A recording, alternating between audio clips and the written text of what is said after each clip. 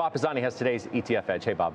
Hello, Scotty. On Wednesday, SEC Chair Gary Gensler will hold a vote on one of his most controversial proposals, a rule that would require corporate America to disclose material risks posed by climate change. President Biden said climate change is an existential threat and that it posed a greater risk than nuclear war. The ETF community is watching the vote closely because the proposal will provide a lot more data on climate issues that can be incorporated into ESG ETFs. Let's talk about the implications with Arne Noack. He's the DWS head of systematic investing solutions for the America. He also runs several ESG-oriented funds. Arne, this vote's Wednesday. How's it going to go, and what will it require corporate America to do? Yeah, so in general, I would say it's fair to say that corporate America has varying levels of enthusiasm for that rule change. From our perspective as fund managers, the more data, the better. So the more clean data we can receive and the more regulation fosters the creation of that clean data is good for us. But what will it require corporate America to do? It will require reporting more. It will require being more transparent and more forthcoming with the actual emissions. So there are a lot of climate change and ESG ETFs that are out there. You run a couple of them. We've talked over the years. Does the ETF community universally support the idea of more disclosure? How does that help the ETF business? Yeah, if you think about ETFs, we track indices. And the way indices are being constructed is systematically on the basis of publicly available data. So, as I said before, anything that fosters good data generally is supported by the ETF community and by us specifically.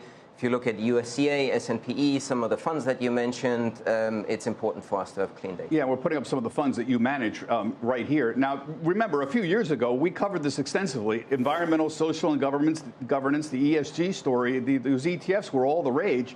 But that enthusiasm really has cooled off dramatically. There have been outflows from most of the ESG funds in the last year. Several have shuttered due to investor uncertainty over how to define what ESG is. We've had high fees. We've had political controversy. Is ESG still relevant? And how is it going to redefine itself if it is still relevant? It seems like it's really lost a lot of momentum. So, Bob, I would say it absolutely continues to be relevant and will be relevant in the future. S&P, for example, our S&P 500 ESG tracker for the first time crossed $1 billion in terms of assets this mark.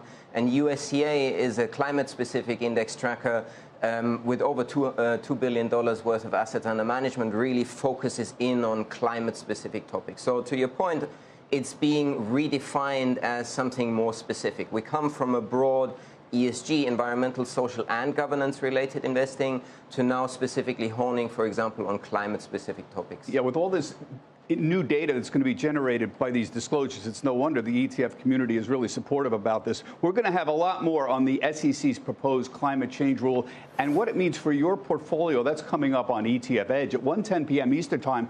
Arne will be joined by Dave Noack. He's the former financial futurist for Verify. That's etfedge.cnbc.com. Scott, back to you. All right, Bob. Appreciate it.